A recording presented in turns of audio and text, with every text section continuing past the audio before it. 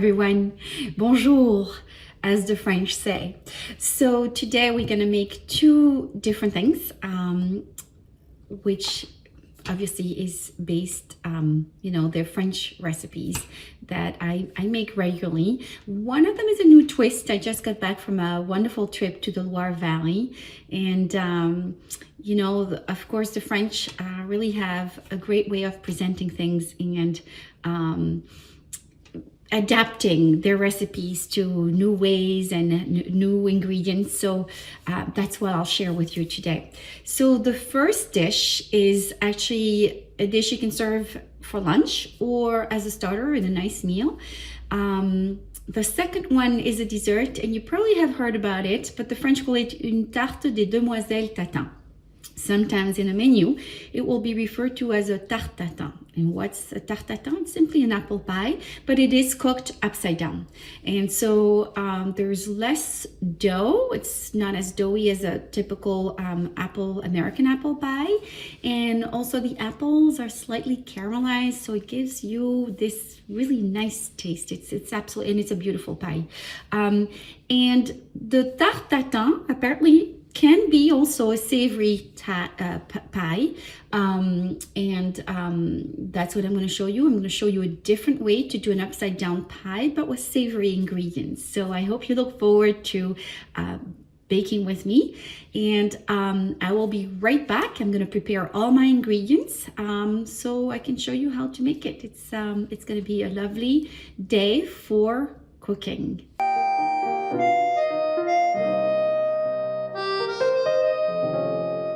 Alright, so my ingredients are ready for la tarte tatin. What do I need for a tarte tatin? You need about 3 big apples, and these are Empire apples, 3 of them, 3 big ones, that I cut, as you can see, not in quarters, in 1/3 of a quarter. So they're not quite slices, because they're a little thicker than slices. They're about, 1.5 centimeters thick, but look at the way that I put them in the dish. They have to be positioned like a little wheel. So every slice that you make, or the 6 slices that you make, which is about 1/3 of a quarter of an apple, you're gonna put like in a flower shape like this all around your dish and work your way in to put your apples in a very cute way, because that design is going to stay when you flip your pie over. So you start with that. You put that in the bottom of your dish.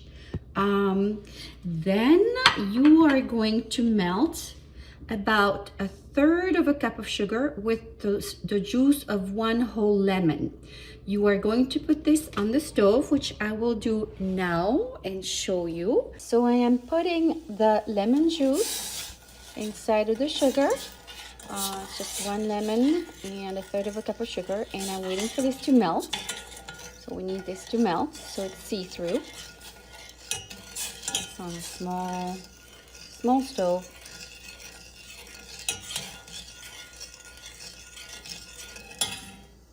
All right, it looks like my sugar has dissolved, so I'm gonna take it off the stove. And now you can see the sugar has dissolved. It's a little bit more see-through. I'm going to pour the liquid on top of the apples, everywhere. And this prevents the apple from turning brown, actually. The sugar and the lemon particularly will keep the apple from turning brown. All right, so that's that. Beauty of puff pastry already made for you at the store. Very easy to find nowadays in the supermarket. So we are going to use puff pastry dough to cover those apples. So I'm gonna show you how to do that if I ever manage to get the package open. Here we go. This dough is fabulous. It's very easy to use. And what you want, you're gonna use just what you need. You wanna cover your dish. So I'm gonna show you in a minute what I do. I'm gonna plop it on the dish, right? Like this. Now you get to see what the pie looks like. I covered it with dough and I cut the edges off, and it's basically just touching the edge of your dish. Now, if you have a little bit too much, you just fold it over on the inside of the pie, not the outside. So you really want the dough to just touch the rim. That's it. So you got to see the classic tarte tatin, which we just worked on. I'm putting that aside because now I'm going to show you how to do the savory tarte tatin. And this one we're going to use onions and bacon and fromage de chèvre, so goat cheese. And we use the same principle. It's going to be cooked upside down, and I'm going to use the same dough. And here's the beauty of it. Because it's the same dough, and those packages sometimes come with 2 sheets of dough, it's very convenient. Because it's not overly doughy, those recipes, you can actually manage to eat, you know, a nice lunch with a savory pie, and again, the same dough for dessert, and it won't feel filling. I mean, yeah, it's going to be just right, not overly filling or under, it's just going to be right. So anyway, because oven sizes are very big, I here in America, I like to do things based on the same theme, or cut, basically bake bread and pies at the same time, all these different things. But the fact that you're making 2 different pies and they all can fit in the oven at the same time is wonderful.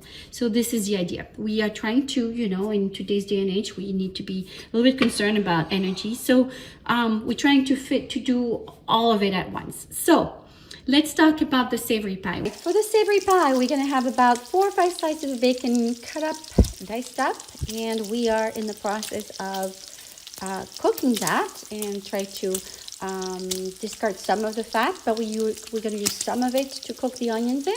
And of course, here are my onions. We have about 3 sweet onions diced up.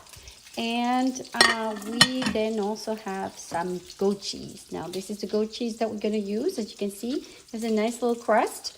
That's going to be in our pie. So this tarte tatin, that is now the savory one, is going to be made with onion, bacon, and goat cheese. And it's going to be a fabulous starter, or you can use it to serve one of your very dear friend a nice lunch. So it's a definite good pie to have at lunchtime. And so I'll be back with you when my bacon is cooked. So look at my little bacon pieces. They have now reduced. You can see that they've turned brown, so they're just about ready. And that's what we're going to use in our onions. So I'm going to pull them out of the fat, discard some of the fat. Actually, you could save it because you can use it in hot water crust. It makes delicious dough. The French make different things with what they call the sandou, so the fat of the bacon, and you can make rillettes, you can make all kinds of different things. It's not very good for you, but it is, on special occasion, it does add a nice little taste to your sauces and stuff. So it's up to you. But we are going to discard about, I'd say, a half of it, and only keep half to cook the onions in. Check this out. I basically put aside the bacon. Here it is in the dish that we're going to use to make the pie.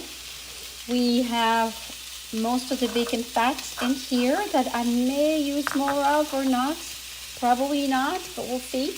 And I've kept a little bit of bacon fat to cook my onions in. So we're waiting for the onions to reduce. All right, the onions are starting to caramelize. As you can see, they're almost done. A few more minutes. They're starting to be translucent and caramelized. This is what you want.